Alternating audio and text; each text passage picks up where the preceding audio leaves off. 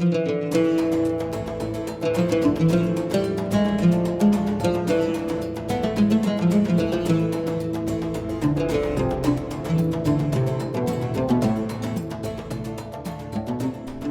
আলাইকুম ওরহমতুল্লাহি ওবারাকাতুহু। সুপ্রিয় দর্শক, সময় টেলিভিশনের বিশেষ আয়োজন ইসলামী অর্থনীতি অনুষ্ঠানে সবাইকে স্বাগত জানাচ্ছি। আমি মুফতি আব্দুল্লাহ তামিম। আমার সাথে আছেন ইসলামিক স্কলার, দায়ী ও সার্টিফাইড হজ প্রশিক্ষক মাওলানা গাজী সানাউল্লাহ রহমানী। আসসালামু আলাইকুম ওরহমতুল্লাহি ওবারাকাতুহু। এছাড়াও আমাদের সঙ্গে আছেন এওফি বাহরাইনের শরিয়া অ্যাডভাইজার, এনসিসি ব্যাংক পিএলসির executive vice president Abul Kasem Mohammad Safiullah. আসসালামু আলাইকুম রহমতুল্লাহি ওয়াবারাকাতুহু। প্রথমেই আমরা গাজী মোহাম্মদ সানাউল্লাহ আপনার কাছে জানতে চাই, হজ অত্যন্ত গুরুত্বপূর্ণ একটি ইবাদত। হজ আদায়ের জন্য হালাল উপার্জনের গুরুত্ব কতটা? হারাম বা সন্দেহজনক আয়ে হজ করলে এর প্রভাব কি হতে পারে? হজের তালবিয়া শোনা যাচ্ছে কান পাতলেই। নবী করিম সাল্লাল্লাহু আলাইহি ওয়াসাল্লাম বলেছেন, বুনিয়াল ইসলাম আলা খামসিন, পাঁচটা জিনিসের উপর ইসলামের মূল ভিত্তি দাঁড়িয়ে আছে। এর মধ্যে দুটো গুরুত্বপূর্ণ বিধান এমন যার সাথে অর্থনীতি যুক্ত। একটা হলো যাকাত আর একটা হলো হজ। হজের ক্ষেত্রে রব্বুল আলামিন বলেছেন, ওয়ালিল্লাহি আলান নাসি হজ্জুল বাইতি মান ইসতাতাআ ইলাইহি সাবিলা। এই যে শেষের বাক্যটা, মান ইসতাতাআ ইলাইহি সাবিলা, হজের পাথের উপর যার সক্ষমতা আসছে তার জন্য হজ ফরজ। এই পাথে ওটার দুটো অংশ, একটা শারীরিক আরেকটা হলো অর্থনৈতিক। এখন একটা বিষয় হলো, হজের ক্ষেত্রে দুটো বিষয় আপনি দেখবেন, একটা প্রস্তুতি আর একটা প্রাপ্তি। প্রস্তুতিটা কোথায়? যার রাহ খরচা যোগান হয়েছে তার উপর হজ ফরজ। যার হজ করার মতো অর্থনৈতিক স্বাবলম্বিতা আসেনি তার উপর হজ ফরজ নয়। তাহলে আমাকে কি করতে হবে? প্রথমে নিয়ত করতে হবে, আল্লাহ আমি হজে যাব, তারপর অর্থের যোগান রাখতে হবে। আপনি বলেন যে প্রথম অর্থের যোগান, অর্থের সঞ্চয় এটা হবে হজের জন্য, আপনি যে নিয়তে করবেন। এই জন্য হজে যাবার জন্য অর্থের যোগান প্রতিটা মুমিনের দায়িত্ব। আল্লাহ ক্ষমা করুক, মুমিনদের মধ্যে অনেকে এমন আছেন যার অর্থ নেই, শরিয়া বলছে তার উপর হজ ফরজ নয়। তাহলে মুমিন স্বপ্ন দেখবে কাবার, মুমিন স্বপ্ন দেখবে জিয়ারতে বাইতুল্লাহর, মুমিন স্বপ্ন দেখবে আরদুল মুকাদ্দাসায় হাজির হওয়ার। যেদিন থেকে তার স্বপ্ন সেদিন থেকে সে তার অর্থ সংগ্রহ করবে, যেদিন থেকে তার স্বপ্ন সেদিন থেকে তার অর্থকে সে জমা করবে। কিসের জন্য? ও ইন্নামা ইমরি ইম্মা নেওয়া, হজের জন্য। প্রথম প্রস্তুতি দুইটা, একটা হলো আমার নিয়তটা হতে হবে বিশুদ্ধ, দুই নম্বর হলো আমার অর্থটা হতে হবে সম্পূর্ণ হালাল। অর্থনৈতিকভাবে দুটো বিষয়, একটা হলো হারাম, একটা মাশকুক। হজের ক্ষেত্রে মাশকুক অর্থ গ্রহণযোগ্য নয়, সন্দেহযুক্ত অর্থ হলার ক্ষেত্রে হজের ক্ষেত্রে গ্রহণযোগ্য নয়। বাস্তব জীবনে হজের অর্থ পরিকল্পনা কিভাবে করা উচিত? আমরা তো শায়েখ থেকে শুনলাম, হজের জন্য যারা স্বপ্ন দেখবে তারা অল্প অল্প করে অর্থটাকে জমাবে। এক্ষেত্রে অর্থ পরিকল্পনাটা কিভাবে করা উচিত? আমি মনে করি যে হজের ক্ষেত্রে কেবলমাত্র না, এটা তো করতেই হবে। কেউ যদি বিবাহ করতে চায় অথবা কেউ যদি একটা বাড়ি করতে চায়, একটা গাড়ি কিনতে চায়, এগুলো তো ইসলাম নিষেধ করেনি। ইসলাম হালাল ওয়েতে, হালাল ইকোনমি এর মধ্যে কাজ করে, হালালভাবে উপার্জন করে আল্লাহ প্রদত্ত যত ফ্যাসিলিটি আছে আপনি ভোগ করতে পারবেন। ইসলাম কোনো বিধিনিষেধ আরোপ করে না। ইসলাম যে জিনিসটা বলে যে কাসবুল হালালে ফরিদাতুন বাদাল ফরিদা, যে হালাল উপার্জন করা এটা ফরজ। আর আমরা জানি যে আল্লাহ তাআলা পবিত্র, ইনদাল্লাহ তয়্যিব লা ইয়াকবালু ইল্লা তয়্যিবান, আল্লাহ পবিত্রতা ছাড়া অন্য কোনো কিছু গ্রহণ করেন না। সানাউল্লাহ ভাই বললেন যে ইবাদত কবুল হওয়ার জন্য শর্ত হলো আপনার জীবিকা সেটা হালাল হইতে হবে, না হলে সে হজ করতে যাবে, তার মালবাস হারাম, তার মাতাম হারাম, তার মাশরাব হারাম, এটা কবুল হবে না। তা আমাদের কোনো ভাই যদি হজ করতে চান তাকে অর্থ জমা করতে হবে, কারণ অর্থ জমা করতে হবে। এই জন্য এখন হজের খরচটা অনেক বেড়ে গেছে সঙ্গত কারণে। ব্যাঙ্কগুলোতে উনি যে কাজটা করতে পারেন, ব্যাঙ্কগুলোতে হজ স্কিম আছে, এটা জাস্ট মান্থলি ডিপোজিট আকারে জমা দেওয়া যায়। যে আমি যদি চিন্তা করি আজ থেকে 5 বছর পরে আমি হজ আমার সম্পাদন করব, সেক্ষেত্রে ব্যাংকার হিসাব করে দেখাই দিতে পারে সব কিছু মিলিয়ে 5 বছর পরে জিনিসপত্রের দাম যদি বাড়ে, বিমান ভাড়া যদি বাড়ে, সব কিছু মিলে আমার আরও বর্তমানের সাথে আরও 2 লাখ টাকা যোগ হবে। ম্যাক্সিমাম ফুল ফ্রেজড ইসলামিক ব্যাংক এবং যারা উইন্ডো বেসিসে ইসলামিক ব্যাংকিং করে বা যাদের ইসলামিক ব্যাংকিং ব্রাঞ্চ আছে, আমার জানা মতে প্রায় সবারই এই স্কিমটা আছে। তো আমাদের ভাই বোনেরা এই স্কিম খোলার মাধ্যমে তিনি একটা নিশ্চয়তা পেতে পারেন যে আমি 5 বছর পরে হজটা সম্পাদন করতে পারবো। এটা একটা বিষয়। আর যাদের প্রচুর বা অডেল ইনকাম আছে, যে আমার 8 লাখ 10 লাখ নিয়ে চিন্তা করার দরকার নেই, তার তো এত টাকা মান্থলি বা ইয়ারলি জমা করার দরকার নেই। তারপরেও আমরা যেভাবে ইনকাম করি না কোনো, হজের টাকাটা যাতে পিওর হয়, তাহলে আমাদের হজটা পবিত্র হবে, আল্লাহ তাআলা কবুল করবেন ইনশাআল্লাহ। ইনশাআল্লাহ।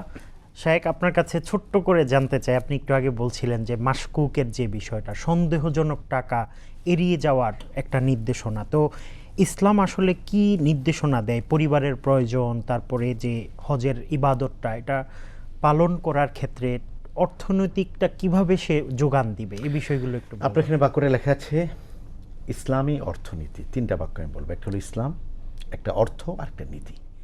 মুমিনের নীতি হবে ইসলামী নীতি। মুমিনের অর্থের ক্ষেত্রেও ইসলামী নীতি, মুমিনের বিয়ের ক্ষেত্রেও ইসলামী নীতি, মুমিনের জীবনযাপনের ক্ষেত্রে ইসলামী নীতি, মুমিনের সফর ক্ষেত্রে ইসলামী নীতি। আমি একটা চমৎকার মাসালা বলি, হজের ক্ষেত্রে সবাই মাহারাম খুঁজে। মাহারাম কিন্তু শুধু হজের ক্ষেত্রে না, কোনো একজন নারী ঢাকা থেকে চিটাগাং যাবেন তারও মাহারাম লাগবে। প্রত্যেকটা ক্ষেত্রে ইসলামী নীতি রয়েছে। ইসলাম একজন মানুষকে বলেছে তুমি প্রথম দিন থেকে স্বপ্ন দেখো। কিসের স্বপ্ন? কাবা দেখার স্বপ্ন। আমার ভাই বলেছেন যে ব্যাংকে আপনি টাকা জমাবেন, নেক নিয়তে জমান। কিসের নিয়তে? এটা আল্লাহ কোনোদিন যদি সামর্থ্য হয় আমি হজের নিয়তে জমাচ্ছি। তাকওয়া কেবল আমার রমজানই নয়, আমার জীবনে নয়, অর্থটাও যেন যে টাকাটা আমি গ্রহণ করছি ব্যবসার মাধ্যমে, চাকরির মাধ্যমে, কৃষির মাধ্যমে, প্রত্যেকটা টাকা আমার হালাল হইতে হবে। এই হালাল হওয়ার সুযোগ এবং সম্ভাবনা যেমন আছে, আল্লাহ ক্ষমা করুক, আমার অজ্ঞতার কারণে, আমি না জানার কারণে, আমি অসচেতন থাকার কারণে আমার প্রত্যেকটা টাকা হারাম হওয়ার, মাশকুক হওয়ার সুযোগ সম্ভাবনা দুইটাই আছে। খুব সিম্পল একটা উদাহরণ দিই। আপনি নামলেন, আপনি 10 টাকার কাঁচামরিচ কিনবেন। কাঁচামরিচ কত? তিনি বললেন যে 100 টাকা। আপনি বলেন যে একটু কমাই দেন, তিনি বলেন আল্লাহর কেরা সার, আল্লাহর কেরা আমি আপনার থেকে বেশি নিচ্ছেন, নাউজুবিল্লাহ মিন যালিক। আমি ধারণা করি তিনি সত্য বলছেন। যদি এই কথাটা মিথ্যা হয়ে থাকে, তিনি কারণ বাজার থেকে কিনেছেন 80 টাকা, এখন বলছেন আল্লাহর কেরা 100 টাকা, এইটা হারাম হয়ে গেল। তো এই জন্য একজন জীর্ণ শীর্ণ ঘরে থাকা থেকে নিয়ে রাষ্ট্রের সর্বোচ্চ পর্যায়ে যিনি আছেন, প্রত্যেকের জন্য অর্থ যেমন দরকার, অর্থের নীতিও তেমন দরকার, ইসলামী অর্থনীতিও তার দরকার। আসুন হজ প্রসঙ্গে। আমি মাশকুকের কথা কেন বলেছি? আমাদের অর্থনীতির মধ্যে 3টা পার্ট। একটা হারাম, যেটা সম্পূর্ণ পরিত্যাজ্য। একটা মাশকুক, একটু জটিল অবস্থা হয়ে দাঁড়ায়। এটাকে ওলামায়ে কেরাম, ফকিহ যারা রয়েছেন তাদের কাছ থেকে জানতে হবে। হজের ক্ষেত্রে আপনি সবচেয়ে পিওর টাকাটা ব্যবহার করবেন। কেন ব্যবহার করবেন? কারণ হলো এটা আপনার জীবনকে একবারে নতুন করে দিচ্ছে। ইন্নাল হাজ্জা ইয়াহদিমু মা ক্বাবলাহা, রাসূল বলেছেন। একটা হলো একজন অমুসলিম মুসলমান হলে তার জীবন নতুন হয়ে যায়, তার পিছনে সমস্ত পাপ শেষ হয়ে যায়। একজন ব্যক্তি কুফর রাষ্ট্র থেকে হিজরত করে তিনি যখন দারুল ইসলামে আসেন, তার জীবন নতুন হয়। এই 2টা সুযোগ আমাদের নেই। আমাদের একটা সুযোগে বাকি আছে, ইন্নাল হাজ্জা ইয়াহদিমু মা ক্বাবলাহা। সুতরাং হজ হলো আপনার জীবনকে রিফ্রেশিং নয়, একেবারে নিউ লাইফ আপনি পাচ্ছেন। তো সেক্ষেত্রে আপনি সবচেয়ে বিশুদ্ধ পরিশুদ্ধ টাকাটা আপনাকে ব্যবহার করতে হবে। অন্যথায় আল্লাহ ক্ষমা করুক, লা লাব্বাইকা ওয়ালা সাদিকার যে মহা ভয়ঙ্কর কথা কিতাবের মধ্যে এসছে, এটা কারো কারো ক্ষেত্রে হয়ে যেতে পারে। আল্লাহ আমাদের হেফাজত করে। তো আর্থিক যে প্রতিষ্ঠানগুলো আছে সেক্ষেত্রে হজের যে স্কিমের কথা আপনি বলেছেন, এক্ষেত্রে কোনো সুদের মিশ্রণ হওয়ার সম্ভাবনা আছে কিনা? আসলে বাংলাদেশে যারা ইসলামী ব্যাংকিং নিয়ে কাজ করে বা ইসলামী আর্থিক প্রতিষ্ঠানগুলো, যেটা এনবিএফআই, তাদের যে পলিসিগুলো এগুলো সম্পূর্ণ শরিয়া ভিত্তিক, এটা আমরা মনে করি এবং বিশ্বাস করি। এবং আমরা আমাদের এই পলিসিগুলোতে এমন কোনো কিছু ইনসার্ট করি না বা ঢুকাই না যেগুলো শরিয়ার সাথে কনফ্লিক্ট সৃষ্টি করে অথবা মাশকুক হতে পারে বা সন্দেহযুক্ত হতে পারে। বিষয়টা হলো ইমপ্লিমেন্টেশনের বিষয়। যে আমরা তো ধরেন হেড অফিসে কাজ করি, একসময় ব্রাঞ্চে কাজ করতাম, তো আমরা তো একটা পলিসি আমরা থ্রো করি ব্রাঞ্চগুলোতে। ব্রাঞ্চগুলো অনেক সময় বুঝার অভাবে অথবা লেস রিয়েলাইজেশনের কারণে তারা সবাই ভুল করে। তো ভুল করার কারণে অনেক সময় ওই ক্ষেত্রে কি হয় যে ইনকামটা সন্দেহযুক্ত হয় বা ডাউটফুল হয়। সেক্ষেত্রে এটা যদি আবার আমাদের কাছে ধরা পড়ে, আমরা কিন্তু এটা সেগ্রিগেট করে ফেলি, আলাদা করে ফেলি। এটা হচ্ছে ইন্টারনাল পার্ট। কিন্তু এক্সটার্নাল পার্টে যারা আছেন, আমাদের বিশেষ করে আমাদের ডিপোজিটররা, ক্লায়েন্টরা, তাদেরকে বিশ্বাস করতে হবে এখানে হালাল ইনকাম হচ্ছে। ভুল কিছু থাকতেই পারে, তবে এই ভুলগুলো যাতে ইচ্ছাকৃত না হয়। এবং আরেকটা বিষয় আমাদের সানোয়াল্লাহ ভাই বললেন যে মাশকুকের বিষয়টা বা হজে আমার তাকওয়ার বিষয়টা বা হালাল করার বিষয়টা কেবলমাত্র হজের সাথে সম্পৃক্ত, তা কিন্তু না। এটা খুব ভেরিফাইড এবং supported by the Quran and sunnah যে শুধু হজের ক্ষেত্রে আমি হালাল টাকাগুলো জোগাড় করে রাখলাম আর বাকি টাকা দিয়ে, হারাম টাকা দিয়ে বাড়ি করতেছি, গাড়ি করতেছি বা অন্য কিছু করতেছি, তাহলে কিন্তু হজটা কবুল হবে না।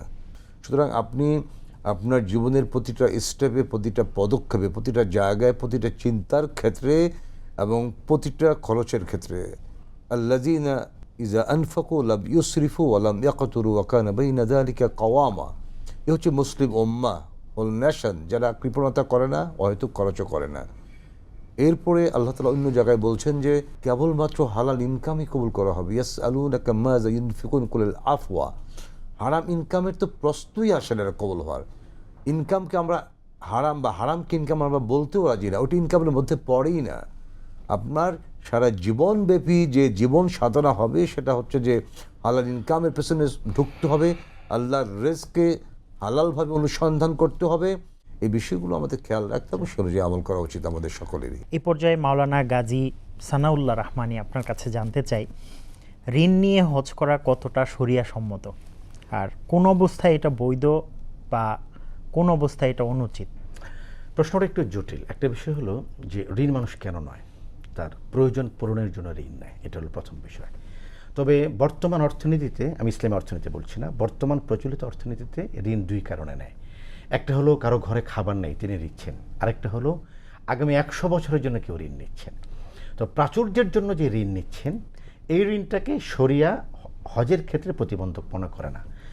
আপনি এমন অনেক লোক পাবেন, তিনি 100 কোটি টাকার মালিক, এর মধ্যে তিনি 90 কোটি টাকা হলো মানুষের। তো তাকে কি আপনার ঋণগ্রস্ত বলবেন? শরীয়তের হজের ক্ষেত্রে এই ব্যক্তি ঋণগ্রস্ত নয়। যিনি তার জীবিকার জন্য, জীবন নির্বাহ করার জন্য ঋণ নিচ্ছেন, এই ব্যক্তির উপর হজ ফরজ নয়। তবে যিনি প্রাচুর্যের জন্য অথবা ব্যবসায়িক লোন নিচ্ছেন, এই ঋণগ্রস্ত ব্যক্তির উপর হজ ফরজ। দেখতে হবে তার ঋণের মান্থলি অথবা ইয়ারলি যেই চুক্তিটা আছে, যে অংশটা তাকে পরিশোধ করতে হচ্ছে, এই কিস্তির বাইরে তার অর্থের পরিমাণ যদি থাকে, মানিস্তাত ইলাহি সাবিলের মধ্যে পড়ে, ঢাকা থেকে নিয়ে মক্কা ঘুরে আসা পর্যন্ত তার অর্থনৈতিক ক্যাপাবিলিটি যদি থাকে, তাহলে তার উপর হজ ফরজ। রাসূল করিম সাল্লাল্লাহু আলাইহি ওয়াসাল্লাম বলেছেন, তোমরা হজ এবং উমরায় বেশি বেশি করে করতে থাকো, একের পর এক করতে থাকো। ওলামায়ে কেরাম একটা কথা বলেন, এটা সফল আলী ভাই জেনে খুশি হবেন, ব্যবসায়ীরা যদি জানতো হজের মাধ্যমে, ওমরার মাধ্যমে মানুষের অর্থনৈতিক সক্ষমতা আল্লাহ তাআলা কতটা বাড়িয়ে দেন, তাহলে তারা ব্যবসা কম করে হলে আল্লাহর ঘরে বেশি বেশি যাইত। তো একজন ব্যক্তি ঋণ করে হজ করবেন, এটা শরীয়তের বিধান নয়। যার সামর্থ্য আসেনি তার হজ ফরজই হয়নি। তবে হ্যাঁ, আজকে থেকে যেন আমি একটা ব্যাংক কিনি, এটার নাম হবে ওমরা অথবা হজ ব্যাংক। আমি যদি একটু একটু করে জমাই, শুধু ধনীদের জন্য হজ, এটা ফেকার মাসালা। কিন্তু তাকওয়ার মাসালা হলো আপনি যেন আজকে থেকে স্বপ্ন দেখেন এবং একটু একটু করে জমান। সেটা আপনার ঘরের ব্যাংক হতে পারে অথবা কোনো শরিয়া ভিত্তিক পরিচালিত ব্যাংক হতে পারে। আপনি যেন হজের পথে, মানিস্তাত ইলাইহি সাবিলের পথে কদম কদম এগিয়ে যান আপনি, এবং সূচনা যেন আজকে থেকে হয়। আল্লাহ তাওফিক দান করে। তো অনেকে আছে যারা দুনিয়াবি অনেক খরচ করেন, যেটা অতিরিক্ত খরচ হয়ে যায়, অতিরঞ্জন হয়ে যায়। এক্ষেত্রে তারা কি কোনো ব্যবস্থাপনা আছে কিনা তাদের জন্য, যে তারা চাইলে এই টাকাগুলোকে একটা সমতা বজিয়ে রেখে এটাকে তারা আল্লাহর রাস্তায় অর্থাৎ ওমরা অথবা হজে যেতে পারবে? তাদের জন্য ব্যাংকিং খাতে আসলে কি ধরনের সুযোগ সুবিধা আছে? আমি ঋণের ব্যাপারে একটা কথা বলতে চাই, সেটা হচ্ছে যে ধরেন আমি মোটামুটি সচ্ছল, বাট এই মুহূর্তে আমার কাছে হাতে টাকা নেই, ক্যাশ টাকা। বাট আমার বিশ্বাস আছে যে হজ থেকে এসে আমি যদি এখন ঋণ করে হজ করি, কদ্দে হাসানা নিয়ে হজ করি, হজ থেকে এসে আমি 1 মাস 2 মাস বা 3 মাসের মধ্যে অ্যাডজাস্ট করে ফেলতে পারবো। তাহলে এই ব্যক্তি ঋণ করে হজে যেতে পারবে, যেহেতু তার সক্ষমতা এখন নাই, বাট 2 দিন পরে হচ্ছে। আর ব্যাংকগুলোর ক্ষেত্রে, ব্যাংকগুলো আসলে কারো ব্যক্তি জীবনে বা সমাজ জীবনে বাধা সৃষ্টি করতে পারে বা তার জীবন জীবিকার পথে কোনো লাগাম ধরতে পারে, সেটা ব্যাংকের হাতে না, এটা রাষ্ট্রযন্ত্রের কাছে থাকতে পারে। এবং আমাদের সকলেরই ভবিষ্যতের জন্য কিছু সঞ্চয় করা ইসলাম কিন্তু এটা নিষেধ করেনি, এবং বিপদের জন্য সঞ্চয় করা এটা কিন্তু জায়েজ। সুতরাং আমার সুখের দিনগুলোতে, আমার প্রাচুর্যের দিনগুলোতে আমি আল্লাহ প্রদত্ত বিধিবিধান মেনে যে ইনকামগুলো করব, তারপরেও যদি আমার সঞ্চয় প্রাচুর্য থাকে, যাকাত দেওয়ার পরে, সাদাকা করার পরে, আমার প্রতি যাদের হক আছে এই হকগুলোকে পূর্ণাঙ্গভাবে পরিপালন করার পরে আমি যদি জমাই, ইসলাম এটা নিষেধ করে না, এবং এটা করা উচিত। আমি মনে করি আমাদের এভাবে আমল করা উচিত। যে যারা আসলে সুদভিত্তিক কোনো প্রতিষ্ঠানে চাকরি করে, তারা যদি হজ করতে চায়, তাদের কি ঋণ নিয়ে, মানে এমন কোনো ফ্রেন্ড বা বন্ধু থেকে যার আয়টা সম্পূর্ণ হালাল, এই ধরনের কোনো কথা কি আছে কিনা? এই কথাটা একটু আরিফ ভাইয়ের এখান থেকে এসছে, এরপর আমি একটু বলি। সেটা হলো যে উনি যে ঋণটা নিলেন, কিন্তু এটা পরিশোধ করবেন কি থেকে? এই পরিশোধটাও যেন হালাল অর্থ থেকে হয়। মূল কথাটা হলো যে আমার রিজিকটা যেন সম্পূর্ণ হালাল হয়, এইখানে মাশকুক অথবা হারামের কোনো সুযোগ যেন না থাকে। আমি যেটা গ্রহণ করছি হজের ক্ষেত্রে ওই কথাটাই, তিনি যেন কারো কাছ থেকে ঋণ নিতে পারেন, কিন্তু সেই ঋণটা যখন পরিশোধ করবেন ওই অর্থের যোগানটাও যেন শতভাগ হালাল মাধ্যম হয়ে থাকে, এটা কনফার্ম হইতে হবে। এই জন্য আজকে থেকে আমার স্বপ্ন হবে যে আমার উপার্জন দিনের জন্য, আমার অর্থের ব্যয় দিনের জন্য, এবং আমি যে সঞ্চয় করব এটাও দিনের জন্য হবে এবং হজের জন্য হবে। কোনো একদিন যেন আমি হালাল উপার্জনে যেই অর্থ আমার আসবে সেই অর্থের মাধ্যমে এহরামের শুভ্র কাপড়ে আমি বলতে পারি লাব্বাইক আল্লাহুম্মা লাব্বাইক। আল্লাহ তাওফিক দান। আমি জনগণের জন্য, আমাদের দর্শকদের জন্য দুটো কথা বলতে চাই, এটার সাপ্লিমেন্টারি কথা। সেটা হচ্ছে যে ইসলামে বিচ্ছিন্ন কোনো কিছু নাই, যে আমি আমার ওমরাটা খুব হালাল টাকা দিয়ে করব আর ঘরটা করব হারাম টাকা দিয়ে, ঘুষের টাকা দিয়ে। এটা কিন্তু ইসলামে অনুমোদন নাই। রিজিক মানে সব কিছুই, আমার ঘর রিজিক, আমার ওয়াইফ, আমার সম্পদ, আমার বাড়ি, আমার গাড়ি, আমার চাকরি, এভরিথিং ইন দ্য রিজিক। এই রিজিকটা অবশ্যই হালাল হতে হবে কোনো সন্দেহ ছাড়া। আর পৃথিবীর সকল স্কলারগণ একমত যে কেউ যদি হারাম টাকা দিয়ে হজ বা ওমরা করতে যায়, it will be just a visit. এটা একটা ভিজিট হবে, বাট ইবাদত হিসাবে কাউন্ট করা হবে না। এটা কিন্তু আমার কথা না। সুতরাং আমাদের সতর্ক থাকা উচিত আমাদের ইনকামের বিষয়ে। আপনাদেরকে অনেক অনেক ধন্যবাদ সময় টেলিভিশনকে সময় দেওয়ার জন্য। যে আপনাকে ধন্যবাদ। সুপ্রিয় দর্শক, এতক্ষণ পর্যন্ত আপনারা দেখছিলেন সময় টেলিভিশনের বিশেষ আয়োজন ইসলামী অর্থনীতি অনুষ্ঠান। আগামী অনুষ্ঠান দেখার আমন্ত্রণ জানিয়ে আজকের মতো বিদায় নিচ্ছি। আল্লাহ সবাইকে ভালো রাখুন, সুস্থ রাখুন, সঙ্গেই থাকুন সময়ের। আসসালামু আলাইকুম ওয়া রাহমাতুল্লাহি ওয়া বারাকাতুহু।